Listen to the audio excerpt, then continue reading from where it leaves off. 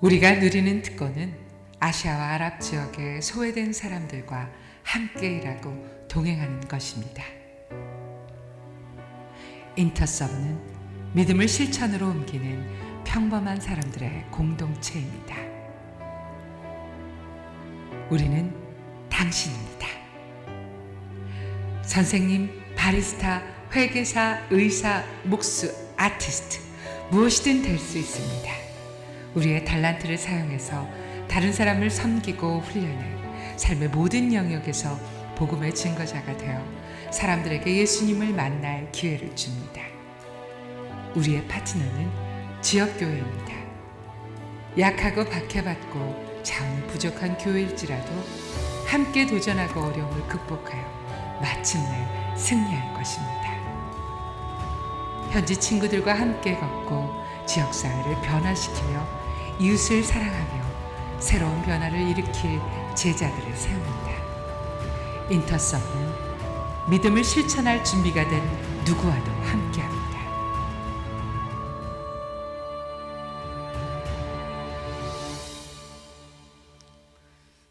네, 여러분 반갑습니다. 네, 우리 창립기념일에 저를 초청해 주셔가지고 이렇게 말씀을 나누게 해주셔서 너무나 감사합니다. 제 소개를 좀 간단하게 할까요? 파워포인트를 올려주시면 제 소개를 좀 하도록 하겠습니다. 다음 장 넘겨주세요. 저는 이제 오늘 그 부흥회, 제가 기억하는 부흥회는 굉장히 뜨거운 그걸 기억을 하는데 아마 저는 그렇게는 잘 못하는 사람을 불러주신 것 같아요. 저는 원래 교수고요. 경영학에서는 조직을 어떻게 운영하는가로 그 학자로 훈련을 받았었어요. 대학교 때 선교사가 되기로 결심을 했었고, 그 다음에 전문인 선교사의 길을 찾으면서 공부를 계속 할 수 있었습니다. 그리고 중국 연변과학기술대학에서 경영학 교수로 일하면서 그때 이제 북한에 대학 짓는 일을 7년 정도 했습니다. 그래서 2002년부터 2009년까지 그래서 평양에 대학을 지었고요. 그리고 2010년에는 나와서 그 과거하고는 다르게 그 특별히 무슬림 지역에서 비즈니스를 창업해서 해야 될 필요들이 있는 선교사들이나 평신도들이 있어서 그거를 펀딩하고 컨설팅하는 국제기구가 캐나다에 있었어요. 그래서 거기에서 일을 했었습니다. 그리고 6년 전에 2016년에 그 인터서브 아까 영상에 나온 선교회 대표로 들어와서 그 일을 하고 있습니다. 아직도 저는 이제는 좀 한국이 적응이 된 것 같아요. 25년을 나가 있었거든요. 그리고 이제 6년 동안 들어와 있는데 한국의 그 좋은 점들이 굉장히 많아서 아직도 제 아내랑 저는 좀 이렇게 관광객의 그 기쁨 그걸 누리려고 굉장히 노력하고 있어요. 그래서 예를 들면 한국의 날씨 너무너무 좋은 거예요. 여러분 생각해 보시면 만주에 있었고 캐나다에서 살았던 사람이니까 한국 날씨를 얼마나 좋아하는지 알겠죠? 반응이 없으시네요. 봄이나 특별히 가을에 경치 너무너무 좋습니다. 오늘은 좀 미세먼지가 안 좋지만 그래도 참 한국이 아름답습니다. 또 한국 사람들 잘생겼어요. 그리고 여기는 반응이 좀 있으시네요. 한국도 잘생겼다는 말 잘 못 믿으세요. 한국 사람 잘생겼고요. 국제 기준으로 보면 잘생기고 키도 크고 그리고 옷 입는 감각도 뛰어납니다. 그리고 굉장히 빨리 배워요. 뭐든지 빨리 배우고 또 공무원들 굉장히 친절합니다. 그래서 참 그런 것들을 즐기려고 애를 쓰고 있습니다. 다음 장 넘겨주시면 저는 인터서브라고 하는 영국에서 시작한 선교단체인데요. 한 170년 정도 됐고요. 저희는 전 세계에서 약 800명가량의 선교사들이 다양한 직업을 갖고서 아랍하고 아시아 지역에서만 일을 해요. 저희가 있는 지역들이 좀 어려운 지역이다 보니까 또 이렇게 만만하진 않아요. 지난 15년 동안에 저희 선교사들 중에 3명 정도가 살해당했어요. 그러니까 이렇게 쉬운 지역들은 아니죠. 그렇지만 저희가 최선을 다해서 일을 하고 특별히 저희가 있는 곳들은 교회를 통해서도 일하지만 관계를 잘 맺어야지 그래서 그 사회에 실질적인 도움을 줄 수 있는 직업들을 가져야지만 접근할 수 있는 그런 사람들로 구성되어 있습니다. 다음 장 넘겨주세요. 제가 이렇게 생겼을 때도 있었습니다. 이때가 이제 제 나이가 35이었고요. 제 아내가 33, 그리고 아이들이 셋, 넷 이랬을 때예요. 지금은 이제 다음 장 넘겨주세요. 지금은 이제 이렇습니다. 그래서 제 아내는 이제 국내에 들어와서 아까 장로님들 얘기 들어보니까 우리 약수교회도 그 북향민들 또는 세턴민들 사역을 하시더라고요. 지금 제 아내는 북한에서 온 여성들과 함께 사역을 하고 있고, 저는 인터서브 선교회 대표로 지난 6년간 일하고 있습니다. 저희들의 애들은 이제 장성했죠. 넘겨주세요. 사실은 이번 주에 제가 주로 말씀을 이렇게 강의하게 돼요. 오늘 혹시 미리 준비 못하셨더라도 오늘 집에 가시면은 매번 설교 전에 빌립보서 한 장씩 꼭 읽어주세요. 가능하면 그 4장을 한번 들어보세요. 그 드라마 바이블로 들으시면은 추상미 씨가 서론을 읽어주고 차인표 씨가 쫙 읽어줍니다. 들어보세요. 전체를 한번 다 들어보시면 도움이 될 거예요. 그래서 장수가 많지 않으니까 다 들어보시고, 이런 얘기가 있구나, 또 이건 왜 그럴까 라고 하는 걸 들어보시면 좋을 것 같아요. 오늘은 그 첫 시간인데요. 그 바울이 그 빌립보서를 쓴 곳은 로마의 감옥에서 쓴 글입니다. 그런데 로마의 감옥에 있기 전에 10년 전에 바울이 빌립보라고 하는 도시를 처음 방문했거든요. 오늘 여러분이 읽었던 본문은 그 내용들이 적혀 있어요.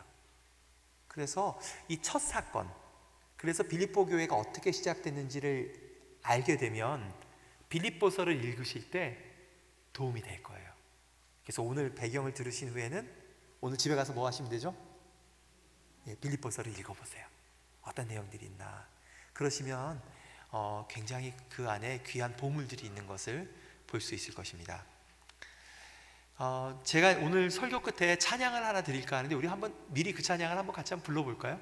사실 이번 주간에 계속 반복될 그런 찬양이에요. 그래서 이길승 씨라고 굉장히 좋은 CCM 작사가인데 한번 처음 부르시는 분도 있을 테니까 부르면서 한번 배워봅시다.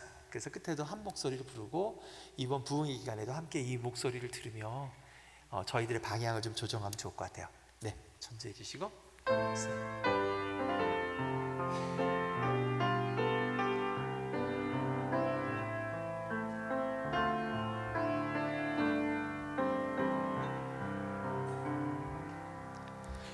주님 한 분만으로 내 영혼 만족하네. 다른 종류의 즐거움 날 채울 수 없네. 주님 한 분만으로 내 영혼 기뻐하네. 세상이 주는 어떤 유혹도 나를 흔들 수 없네. 이것이 나의 힘, 이것이 나의 노래, 이것이 내 소망의 이유, 주 나의 모든 것. 우리 한 번 더 해볼까요? 주님 한 분만으로 내 영혼 만족하네. 다른 종류의 즐거움 날 채울 수 없네. 주님 한 분만으로 내 영혼 기뻐하네. 세상이 주는 어떤 유혹도 나 흔들 수 없네. 이것이 나의 힘, 이것이 나의 노래, 이것이 내 소망의 이유, 주 나의 모든 것. 참 좋죠? 네, 우리 내일은 또 이따 해보고 또 내일 또 함께 합시다. 바울 얘기인데요. 제가 지도를 좀 설명을 해드릴게요. 바울이 처음 예수님을 만난 것은 20대 후반이에요.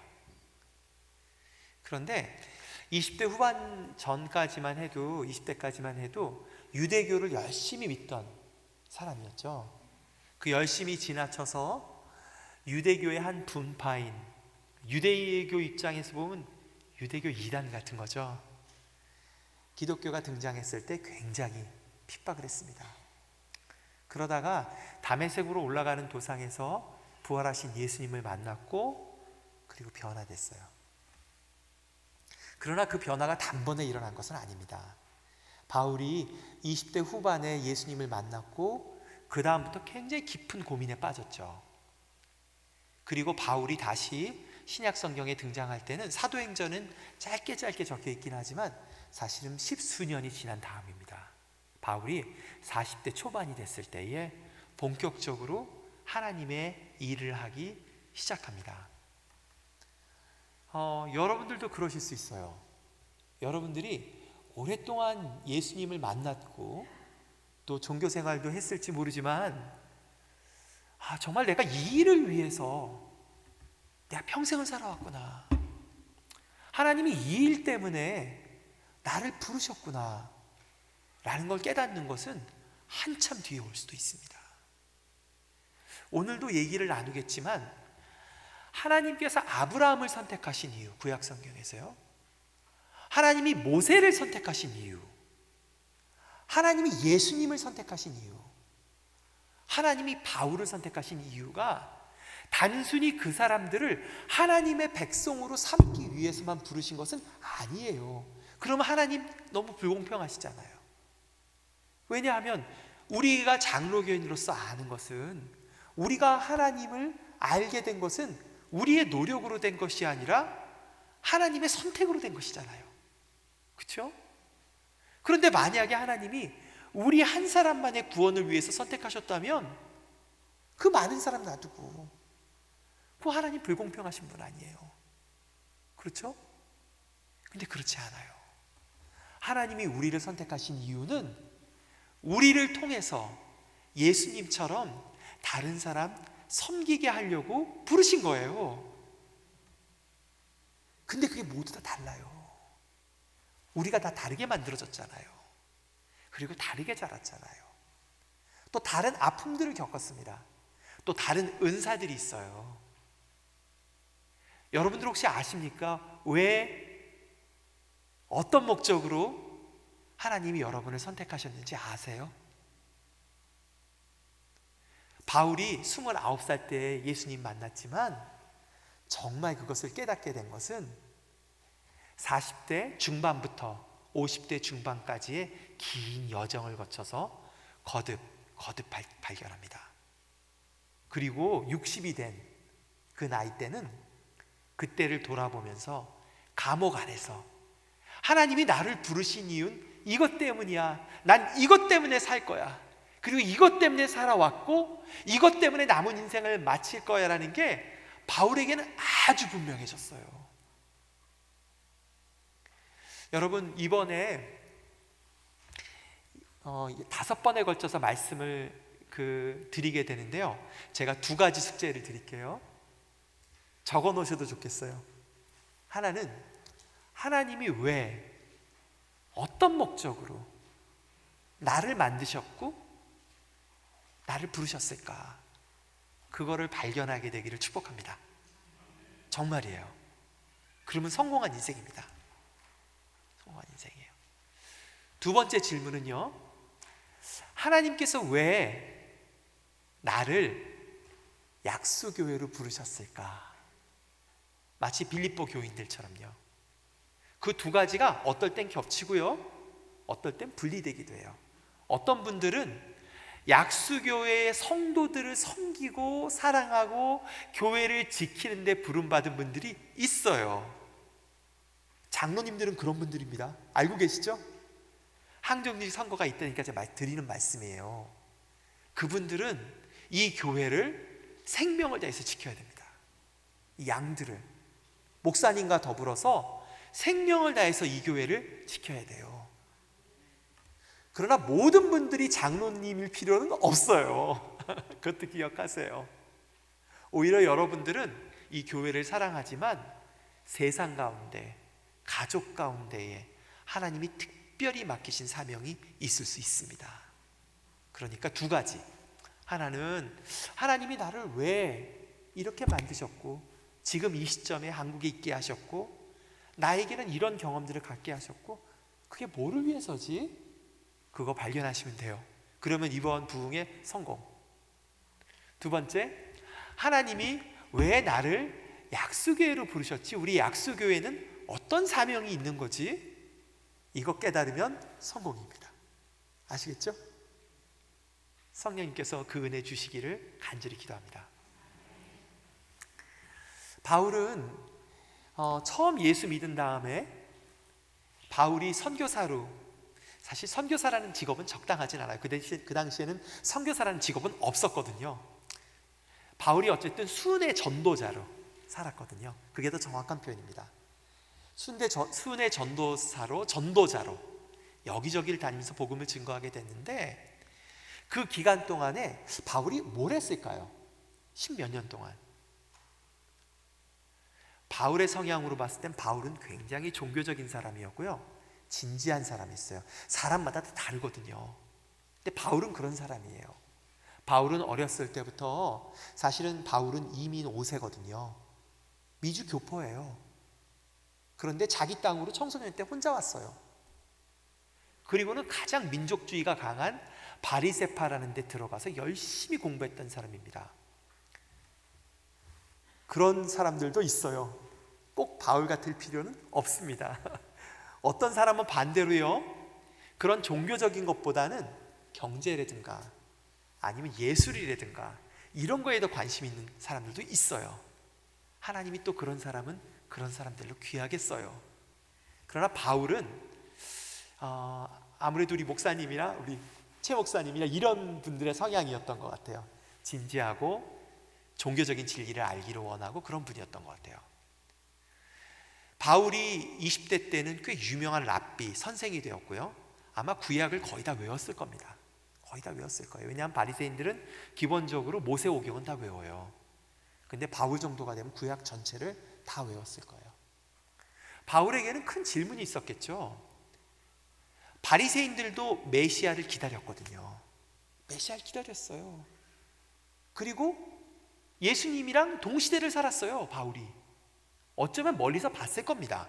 왜냐하면 예루살렘이 유명한 랍비로 여러 차례 예루살렘을 방문했거든요. 자기는 성경을 다 외우고 있었고, 자기만큼 성경을 아는 사람 없을 것 같고, 그리고 메시아를 기다리고 있었는데 정작 메시아가 왔을 땐 못 알아봤죠. 또 뿐만 아니라 그 메시아를 따르는, 예수님을 따르는 사람들을 잡아서 죽였어요. 감옥에 가뒀습니다.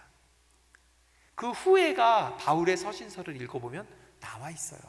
자기가 한때 어떤 죄인이었는지에 대한 기억들을 갖고 있습니다. 바울이 뭐 했을까요? 15년가량을. 아마 내가 왜 성경에서 예수님을 몰랐지? 찾았을 거예요. 구약 성경 전체를 뒤졌을 겁니다. 그래서 거기에서 메시아에 대해서 뭐라고 말씀하시는지, 그리고 하나님께서 이스라엘 사람만 선택하신 것이 아니라 언제부터 이방인을 부르신 건지 그거를 구절들을 찾고 정리했겠죠. 그건 어떻게 알 수가 있냐면요, 바울이 가장 먼저 쓴 서신서를 읽어보면, 로마서라든가 갈라디아서, 처음 썼던 초기의 서신서들을 읽어보면 메시아, 예수님께서 메시아라는 것을 구약 성경을 기초로 해서 얘기합니다. 또 하나님께서 유대 민족만 사랑하시는 것이 아니라 모든 이방 민족을 사랑하신다는 것을 창세기 아브라함 사건을 통해서, 그 언약을 통해서 증명하는 글들을 써요. 그거를 내내 생각한 거죠. 그리고 때가 되자 과연 하나님이 바울을 사용하기 시작했습니다. 지도를 보여드릴게요. 바울이 처음 갔던 지역은 어느 지역이냐면 지금의 그리스 지역이에요. 혹시 지도 보여주시겠어요?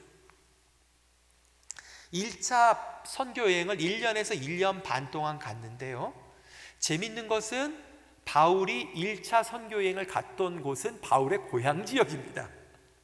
멀리 간 게 아니에요. 바울은 어렸을 때 거기서 자랐거든요. 바울은 유대인이었지만 헬라 문화에 익숙한 사람이었어요. 그래서 바울이 이름이 두 개잖아요. 사울도 있고 바울도 있잖아요. 하나는 이스라엘 이름이고요, 히브리 이름, 아람어 이름이고요. 하나는 헬라어 이름이에요. 저도 교포거든요. 이름이 두 개예요. 여러분들 제 이름 듣고서 깜짝 놀랐을 거예요. 야, 한국 사람 이름 치고는 참 특이하다. 조셈이 뭐냐, 이렇게 생각했을 거예요. 그게 아니라 제 영어 이름이 샘입니다. 왜냐하면 외국에서 살았기 때문이죠. 원래 이름은 따로 있어요. 마찬가지로 바울도 이중문화권에 살았기 때문에 이름이 두 개인 거죠. 그랬는데 바울이 1차 여행에 돌아갔던 곳은 바울의 고향이었어요. 그리고 바울의 고향에는 어떤 일들이 있었냐 하면은, 회당이라고 하는 유대인들의 학교가 있었습니다. 사실은 바울은 어렸을 때 거기서 자랐어요. 그 회당에 가면 하나님께 드리는 제사는 드릴 수 없지만 토라를 공부하는 랍비들이 있고 학생들이 있었습니다. 일종의 교포 학교예요. 해외 교포들 미국 같은 데 가면 거기 다 교포 교회들이 있잖아요. 거기 가면 한글 학교도 있잖아요. 그리고 성경 공부도 하잖아요. 그런 학교들, 회당들이 있었던 거예요. 바울은 어렸을 때 거기서 자랐어요. 그리고 그곳에 바울은 선생으로 갑니다. 그래서 그곳에 가는 곳마다 방문하면서, 지금의 터키 지역이죠, 소아시아 지역을 방문하면서 거기서 멋진 설교를 했어요. 바울이 얼마나 설교를 잘했겠어요. 어느 유대교 랍비가 덤벼도 예수님이 메시아인 거를 갖다가 조목조목 구약 성경에 기초해가지고 격파해냈을 거라고요. 얼마나 신이 났을까요? 바울은 아마 생각했을 거예요. 와, 하나님이 이 일을 위해서 나를 평생 준비하셨구나. 그리고 실제로 많은 곳에서 예수 믿는 사람들이 생겨났어요. 이방인들만 예수 믿는 게 아니라, 유대인들만 예수 믿는 게 아니라 헬라 사람들도 예수를 막 믿는 사건들이 터지고 교회를 다니고 교회를 만들고 형성하는 일들이 생겼죠. 바울이 너무너무 기뻤을 겁니다. 그리고 나서 잠시 안디옥과 예루살렘을 들린 후에 다시 2차 선교여행을 떠나게 돼요. 근데 2차 선교여행을 떠날 때부터 모든 일이 이상하기 시작합니다. 처음에는 자기와 함께 사이좋게 일을 했던 선배죠, 바나바라고 하는 굉장히 인품이 좋고 바울과 같이, 이 사람도 교포예요, 바나바도. 그런데 둘이서 다투게 돼서 헤어지게 됩니다. 여러분 그 사건들 많이 들으셨죠? 초기부터 이상했어요. 그리고 나서는 본인은 동쪽으로 가기를 원했는데 여러 가지 사건들이 터지면서 동쪽으로 갈 수가 없게 됐어요. 그래서 바울이 원치 않던 서쪽으로 움직이게 됐죠. 그리고 나서 소아시아의 끝에 갔을 때는 바다 건너편에 있는 그리스 반도에 마케도니아 사람이 꿈에 나타나서 부르는 환상을 봅니다. 그래서 배를 타고 에게해를 건너서 그리스 반도로 넘어갔어요. 그리고 그리스 반도의 첫 도시인 빌립보에 들어갑니다. 내일 아침부터 설교할 빌립보 교회와의 첫 만남이죠. 그런데 이 빌립보에서는 바울이 생각지 않았던 일들이 또 계속 터지는 거예요. 첫째, 바울이 1차 선교여행을 했던 곳은 바울이 굉장히 익숙한 지역이에요.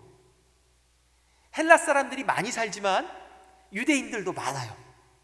그리고 주된 언어는 그리스어죠. 그런데 빌립보는 어떤 도시냐 하면은 로마의 은퇴한 군인들이 사는 변방의 도시예요. 이곳에는 대부분이 로마 시민들이 살고 있는 거예요. 로마 시민도 그냥 시민이 아니라 군인들. 그래서 여러분들 오늘 집에 가서 성경 읽어보시면 빌립보서에 보면은 시민에 대한, 너희가 하늘나라의 시민이다, 그런 얘기들이 나와요. 또 이분이 에바브로 디도를 가리키면서 이 사람이 나의 동료 군인이다. 그 헬라어에 그렇게 되어 있습니다. 그런 대목들이 곳곳에서 나와요. 시민권에 대한 얘기가 나옵니다. 왜냐하면 이 도시는 로마 시민이라는 자부심이 가득했던 곳이에요. 그리고 헬라어를 그렇게 많이 쓰지는 않는 거죠. 그리스 문화와 로마 문화가 뒤섞여 있어요. 라틴어도 같이 쓰죠. 거기에다가 회당이 없어요. 왜냐하면 유대인들이 거의 없습니다.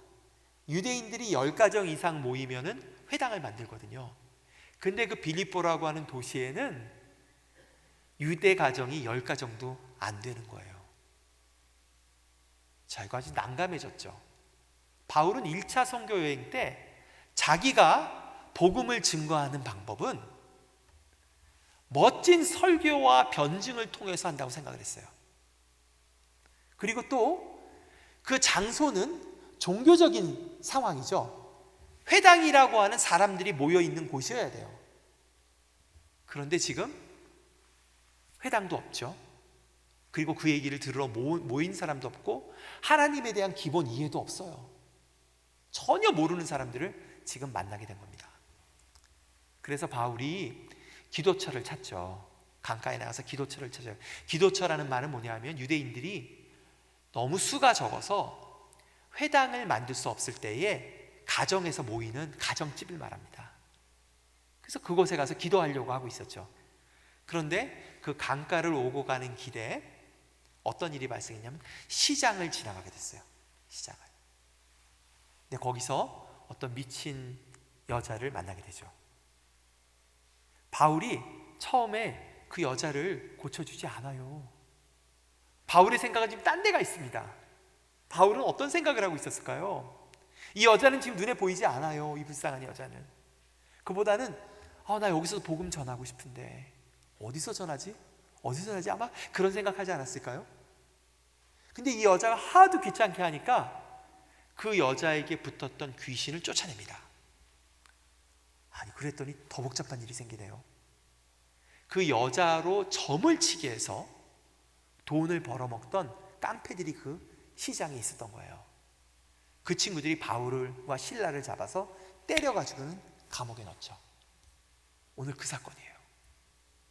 그리고 여러분 알다시피 그 감옥 안에서 기도할 때에 감옥 문이 흔들리면서 기적이 일어나죠. 그리고 예수를 믿어요. 이 사건은 여러 가지로 상징적인 사건이라고 할 수가 있습니다. 다음 페이지 넘겨주세요. 그 전에 하나님의 백성들, 그러니까 바울이 이 사건을 겪기 전 하나님의 백성들이 하나님을 만나는 곳은 전부 다 성전이라고 굉장히 오랜 기간 동안 생각했습니다. 구약 곳곳에 나오죠. 하나님께서 너를 만나시리라고 했던 곳은 성전이죠.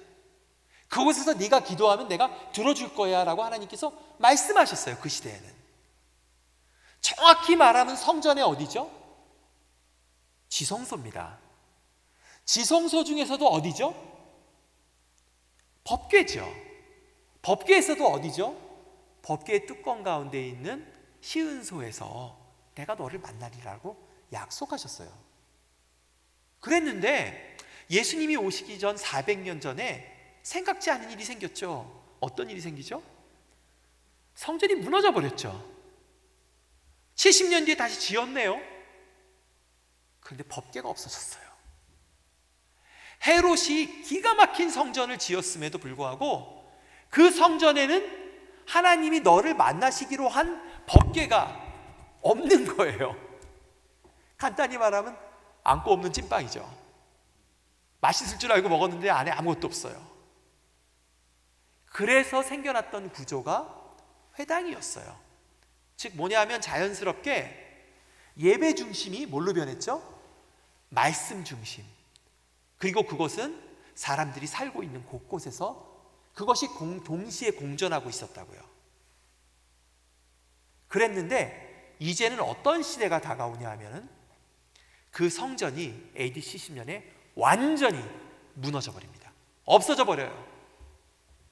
그리고 이스라엘이라는 나라도 없어져 버립니다. 그리고 그 전까지만 해도 해외에 있는 기독교인들이 회당에 가서 예배를 드렸어요. 그리고 회당에서 기독교인들이 모였습니다. 해외에 있는 회당에서 모였어요. 이스라엘에서도 그랬고요. 그런데 AD 70년에 성전이 무너지고 나서 유대인들이 잠니아라는 곳에서 회의를 하고 그 다음부터는 회당에도 크리스찬들을 못 나오게 막아버립니다. 로마는 공식적으로 다종교를 믿는 국가였어요. 그래서 유대교를 존중해 줬어요. 회당에서 모이는 건 문제가 안 되는데 크리스찬들이 회당에서 쫓겨나니까 이제는 로마가 핍박하는 종교로 둔갑해 버립니다. 그래서 공식적인 자리에서는 더 이상 모일 수가 없게 되어버렸어요. 바울이 겪었던 빌립보에서의 사건은 앞으로 크리스찬들이 겪을 일인 거죠. 하나님을 만나는 곳이 더 이상 성전이 아닌 거예요. 더 이상 성경학교도 아니에요. 하나님을 만나는 곳은 어디죠? 가정입니다. 작은 모임이에요. 그리고 복음을 어디에서 전하죠? 과거에는 멋진 설교를 전하면 됐어요. 또 부흥회를 하면 됩니다. 원래는 이 부흥회가 우리들만을 위한 게 아니에요. 제가 어렸을 때 기억했던 부흥회는 그게 아니었어요. 사람들 초대하는 자리였습니다. 여름 성경학교 부흥회 기억나요? 부흥회 하면 사람들이 야 이번에 진짜 기가 막히게 말을 잘하는 부흥사가 오신대. 갑시다. 은혜 받읍시다. 병 나읍시다. 그래서 너도 나도 데리고 오면은 함께 으쌰으쌰 해가지고 거기서 예수를 믿었거든요. 그랬던 시대가 있었어요. 마찬가지로 바울이 1차 선교 여행할 때는 이미 모여왔던 사람들로 복음을 전했지만 그 시대가 지나가 버리는 거예요. 복음을 전하는 곳이 더 이상 회당이나 성전이 아니라 어디서 복음을 전하죠? 시장에서요. 그리고 감옥에서 복음을 전하는 시대에 지금 들어가고 있는 거예요. 오늘의 본문의 사건들은 사실은 이 큰 전환기를 말해주죠.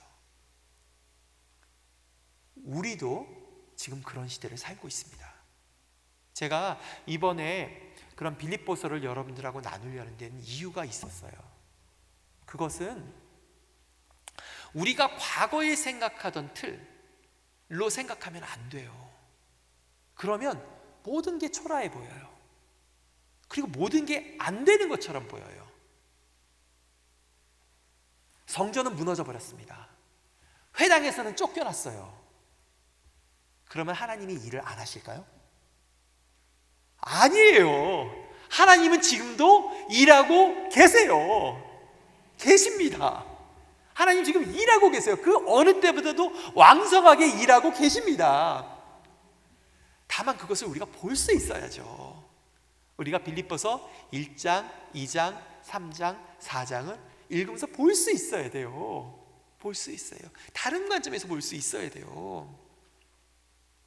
여러분들 지금 이 시대에 여러분들이 이만큼 모여서 우리가 함께 하나님의 말씀을 묵상하고 하나님의 크심을 생각하는 건 놀라운 큰 기쁨입니다. 큰 사건이에요.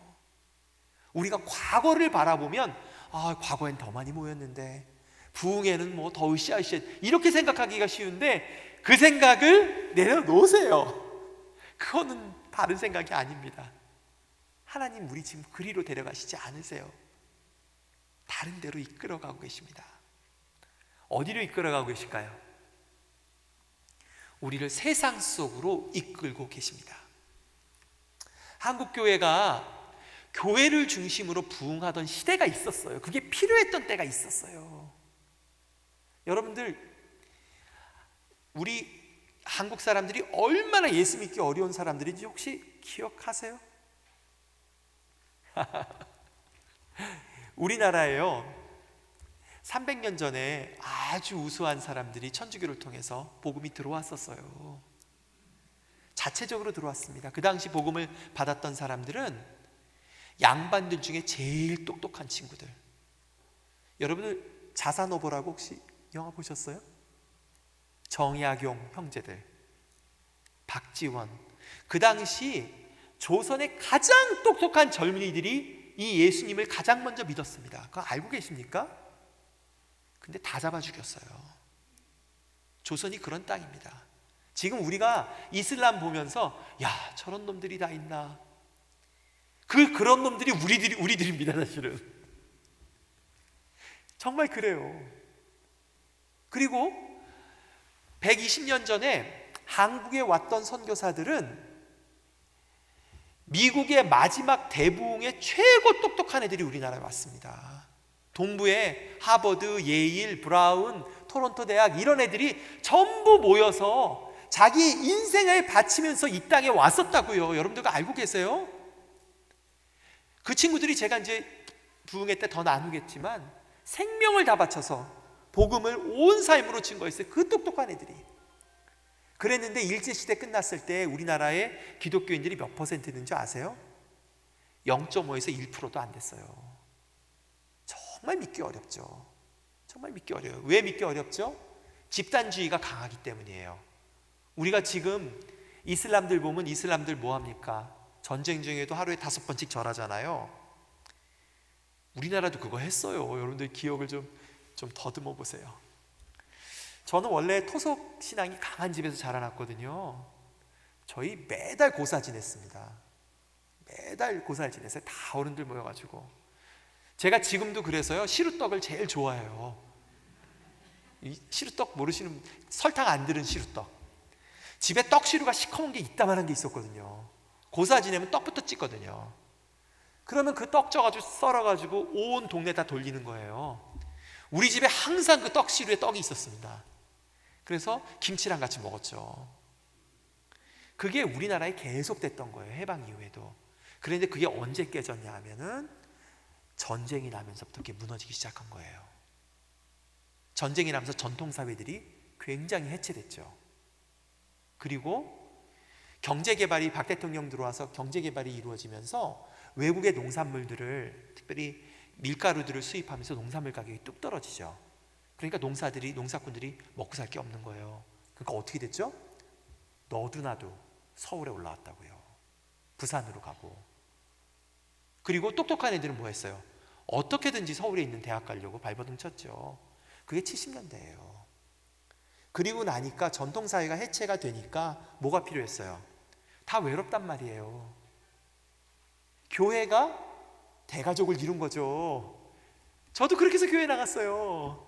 교회 나가면 장로님이 우리의 삼촌이고, 그리고 교사들이 우리 형님들이고 누나였어요. 그렇게 해서 어렸을 때 으쌰으쌰 같이 컸단 말이죠.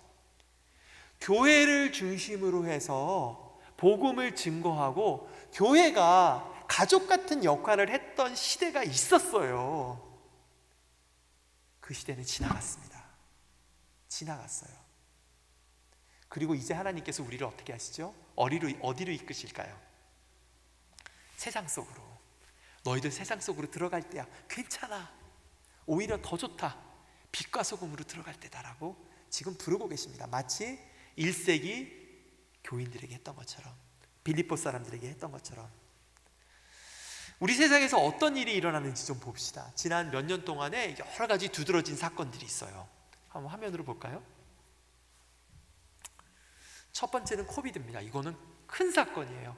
아직 우리가 다 이해하지 못해요. 우리가 지금 그 안에 있기 때문에 이 사건이 얼마나 큰 사건인지 모릅니다.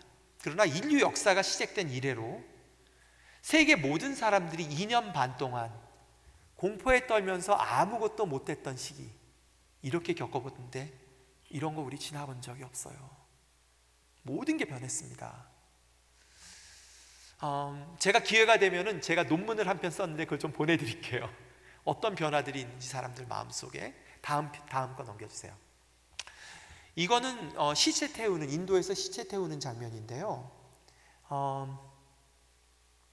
저는 한 달에 한 번씩 국제 리더들이랑 기도회를 해요.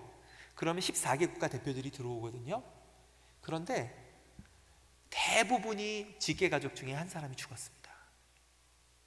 인도 대표는 친척들이 많기도 많지만 친척들 중에 21명이 죽었어요. 브라질 대표는 어머니 돌아가시고 누이 동생 죽었어요. 수많은 사람들이 죽었어요. 우리나라는 코비드 방역 진짜 잘한 거예요. 제가 이 정권이 바뀌어서 이런 얘기 자유롭게 해서 좋습니다. 왜냐면 먼저 번 정권 때 내가 이런 얘기하면 저 사람이 문재인 편인가 이래서 내가 얘기를 못했어요. 이 객관적인 얘기하기도 무척 힘든 거죠. 근데 정말 잘했어요. 정말 잘해서 적었지만 전 세계가 이렇게 죽음을 가까이에서 경험했던 적이 없는 거죠. 저희 사촌 형님도 돌아가셨어요. 이렇게 가까이서 경험, 이게 우리들에게 어떤 변화를 줄까요? 그 다음 한번 볼까요? 이거는 이제 브라질에 그 가뭄이 있으면서 마르고 산불이 나는 장면들인데요. 이번 코비드 사건에 있어서 코비드를 겪으면서 우리가 가장 얻어야 될 교훈이 뭘까요? 그것은 환경에 관한 겁니다. 왜냐하면 기후가 따뜻해지면서 남방에 있던 박쥐들이 북방으로 올라와서 생긴 일이거든요. 원래 그 박쥐들은 우한에서 살던 박쥐들이 아니에요. 그리고 이것들에 대해서 오랫동안 예견했던 겁니다. 굉장히 심각해요. 앞으로 또 일어날 수 있습니다. 이것은 다른 형태로.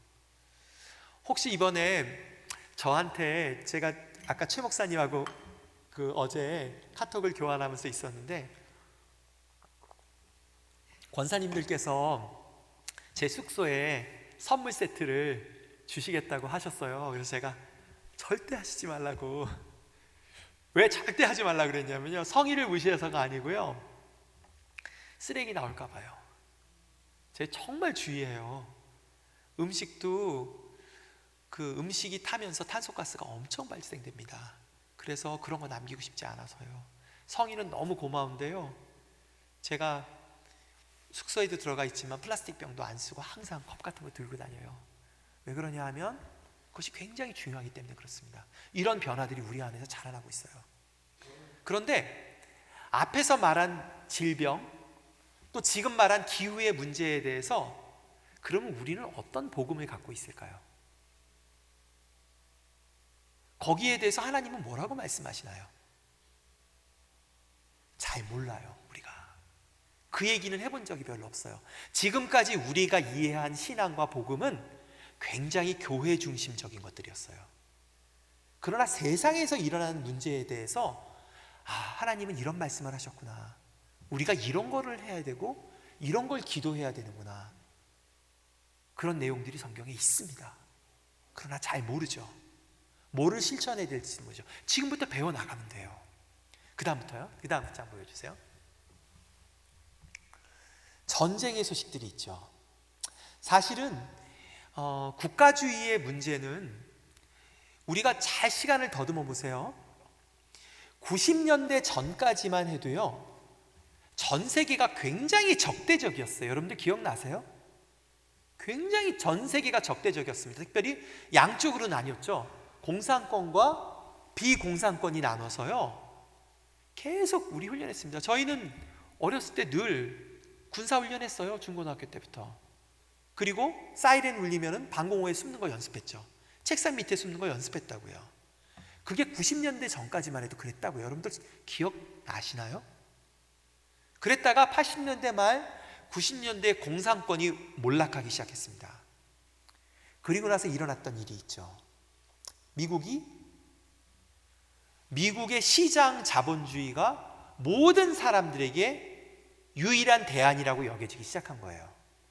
그리고 동시에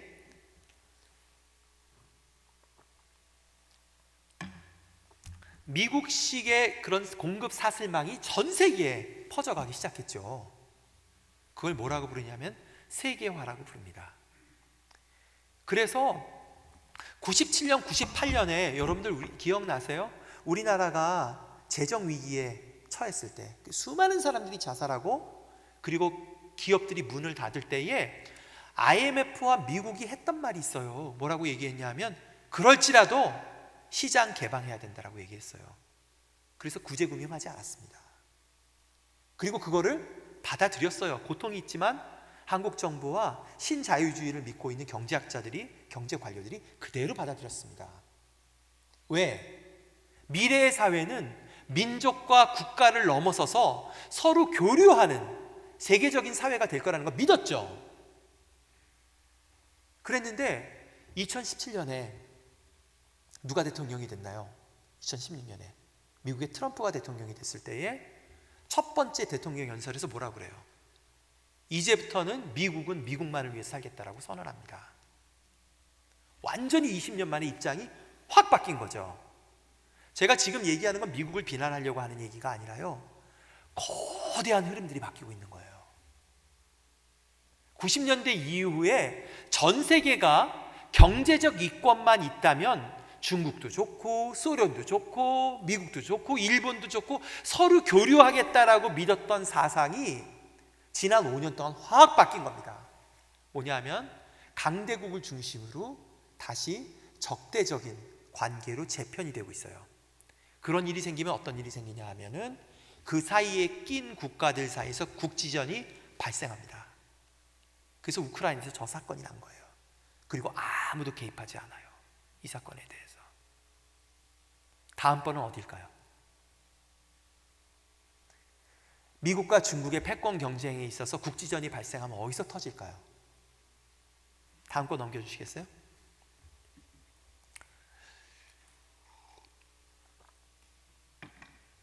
지난 몇 년 동안 생겼던 큰 사건들이 있습니다.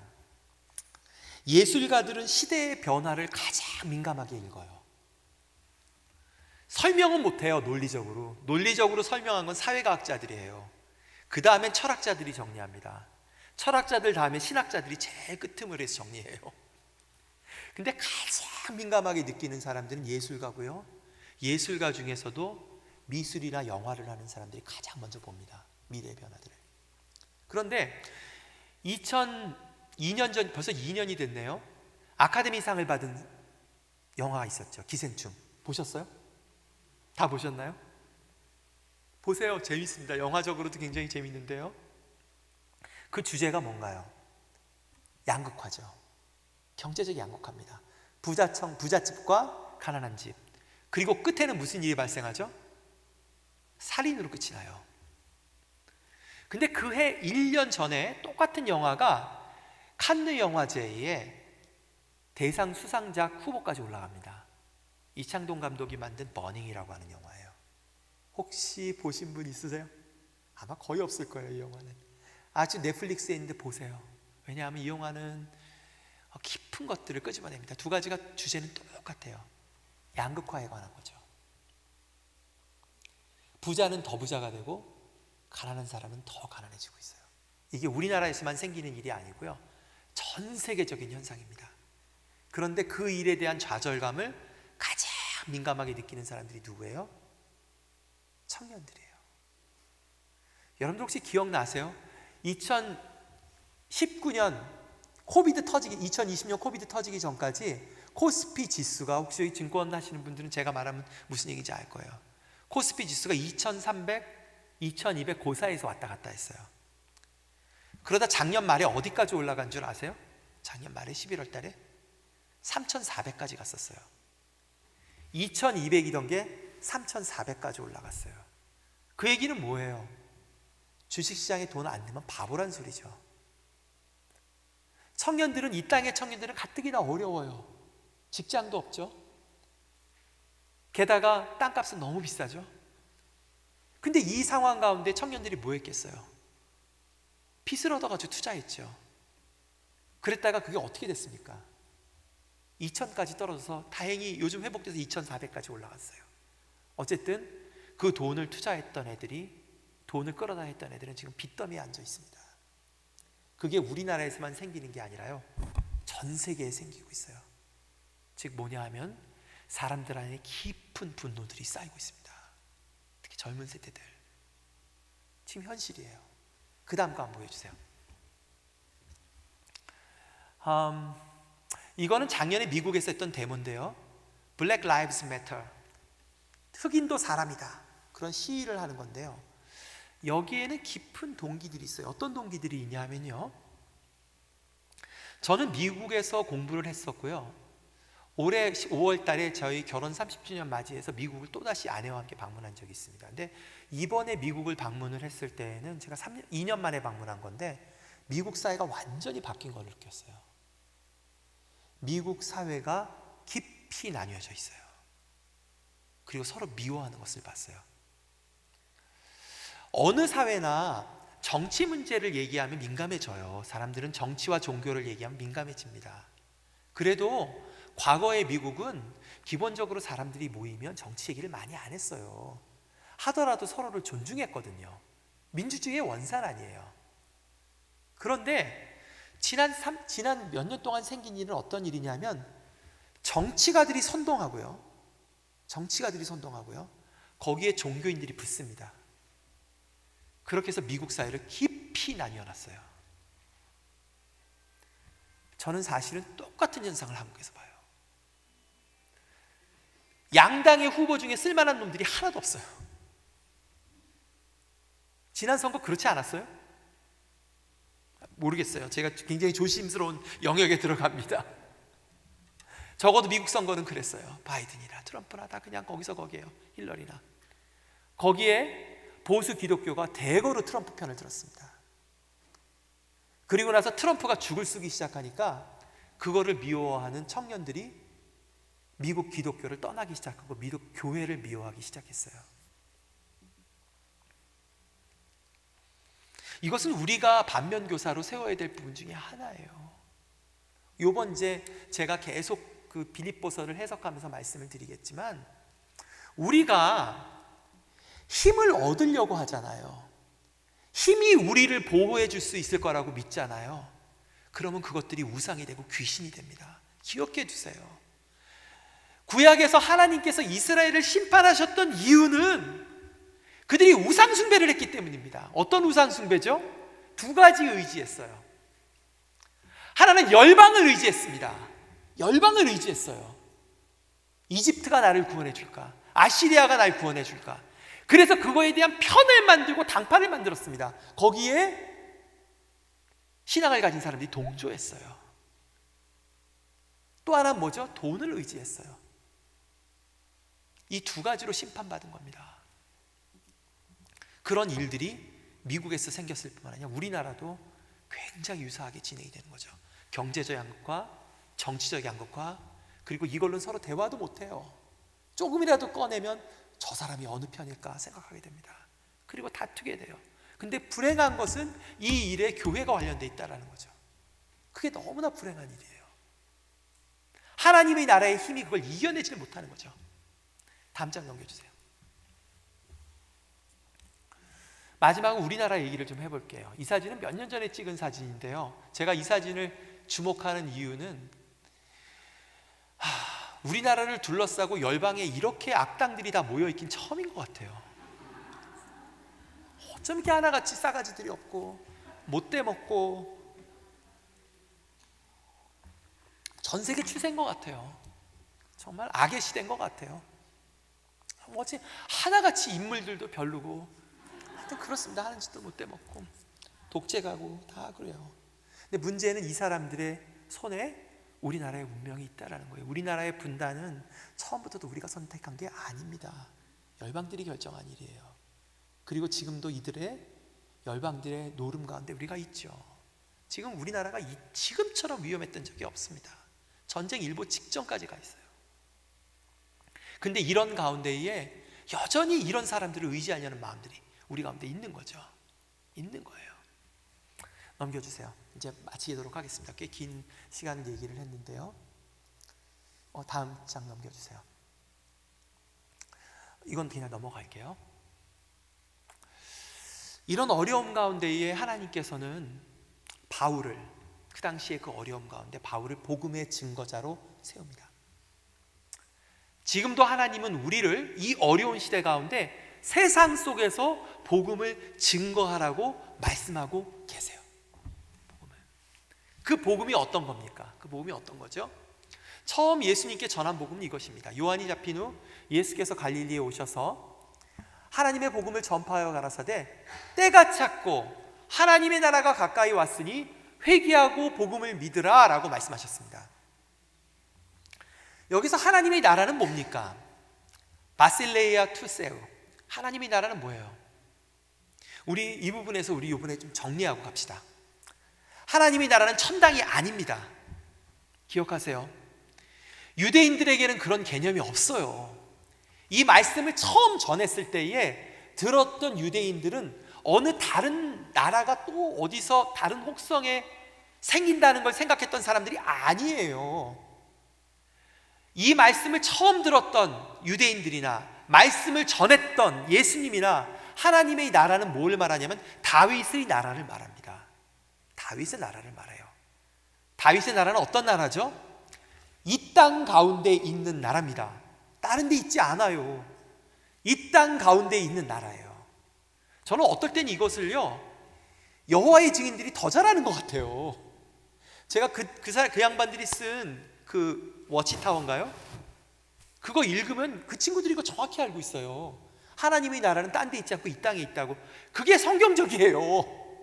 딴 데 있지 않습니다. 여기를 말해요. 그리고 그 하나님의 나라는 다윗의 나라이기 때문에 그 하나님의 나라에선 예배만 드리지 않아요. 다윗의 나라 가운데는 경제가 있습니다. 어떤 경제죠? 창의력이 있고 그리고 공의의 경제가 있습니다. 그 땅 가운데는 다윗이 실제로 다스린 정치가 있어요. 어떤 정치죠? 약자들을 돌보는 정치입니다. 그 땅에는 환경들을 돌봐요. 어떻게 환경을 돌보죠? 건강한 농업을 하고 그리고 생물들을 보호합니다. 7년에 한 번씩 땅을 쉬게 합니다. 그 땅에는 예술가들도 있어요. 문화가 있습니다. 이 땅에서의 연장선이 있는 거예요. 그런데 그 예수께서 처음 전한 복음에는 어떤 놀라운 얘기를 하냐면 그게 가까이에 왔다라고 얘기합니다. 가까이 왔다. 가까이에 왔다라는 뜻은 헬라어로 읽으면 굉장히 분명합니다. 앵기켄, 이미 시작되었다. The kingdom of God has come 이라는 뜻입니다. 이미 시작되었다. 우리가 세상 속에서 증거해야 될 복음은 이것입니다. 하나님의 통치가 지금 우리가 겉으로 볼 때에는 경제가 엉망이고 환경이 엉망이고 보건이 엉망이고 정치가 엉망이고 교육이 엉망이고 전쟁이 일어나고 그렇지만 그렇지 않아. 하나님께서 새로운 일을 시작하셨어 라고 하는 것을 믿는 겁니다. 그걸 믿는 거예요. 믿는 사람들은 어떤 일을 하죠? 실제로 그 일을 합니다. 작은 실천들을 해요. 그들이 말하는 그 얘기와 그들의 행동이 일치될 때에 복음을 증거하는 사람이 됩니다. 복음을 증거하는 사람이 됩니다. 마지막 구절 읽고 마치겠습니다. 넘겨주세요. 오늘 바울이 마지막 이런 얘기를 합니다. 사실은 이 구절은 요번 부흥의 기간 가운데 거듭거듭 얘기할 겁니다. 이런 얘기를 해요. 나의 간절한 기대와 소망을 따라 아무 일에든지 부끄러워하지 아니하고 지금도 전과 같이 온전히 담대하여 살든지 죽든지 내 몸에서 그리스도가 존귀하게 되려 하나니. 이게 무슨 뜻입니까? 내 몸에서 그리스도가 존귀하게 되려 하나니 뭐냐 하면 지금 이 땅 가운데에 예수 그리스도의 통치는 없는 것처럼 보여요. 예수 그리스도의 통치는 없는 것처럼 보여요. 예수 믿는 사람도 그거 안 믿는 것 같아요. 근데 바울은 어떤 얘기냐면 아니다. 내가 죽든지 살든지 관계없이 예수님의 통치가 예수께서 그리스도로서 이 땅을 통치하는 일이 증거되기를 원해. 나는 그것이 존귀하게 드러나기를 원해. 난 그것을 믿어 라고 하는 얘기를 지금 하고 있는 거예요. 이는 내게 사는 것이 그리스도니, 내가 사는 이유가 예수가 그리스도됨, 그 나라가 시작됨을 증거하기 위함이니 그를 위해서 죽어도 유익하다 라고 얘기를 하고 있습니다. 여러분, 이것을 믿습니까? 성령께서 여러분들 가운데 눈에 보이는 그것이 아니라 그 예수 그리스도께서 우리 가정의 주인이시고 여전히 이 사회의 주인이시고, 그리고 지금은 굉장히 미약해 보일지라도 그 공의롭고 바른 하나님의 통치가 우리 삶의 모든 영역 가운데, 이 사회 가운데 시작되었음을 믿습니까? 그리고 그것을 증거하기를 원하세요. 빌립보 교인들에게 했던 말씀입니다. 우리 함께 찬양할까요? 이 말씀을 기억하면서 이 찬양을 다시 한번 해봅시다. 다르게 다가올 것 같아요. 그리고 기도하고 오늘 말씀 마치겠습니다.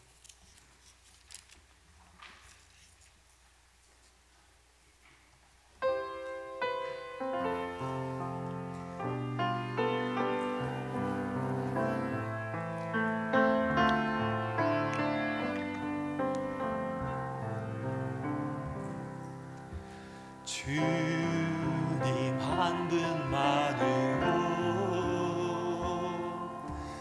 내 영혼 만족하네.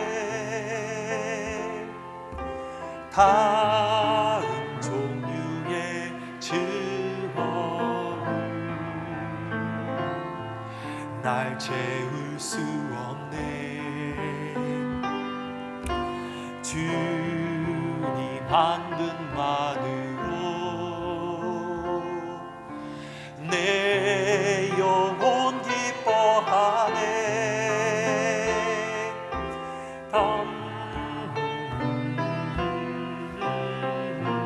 또 나를 들 수 없네. 이것이 나의 이것이 나의 노래, 이것이 내 소망의 이유, 주 나의 모든 것. 우리 다 같이 한번 일어나 볼까요? 일어나서 이 찬양 다시 한번 해봅시다.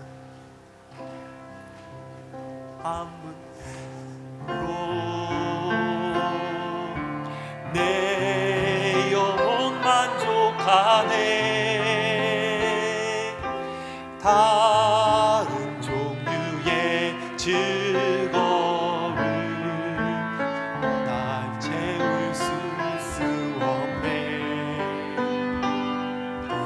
주님 한 분만으로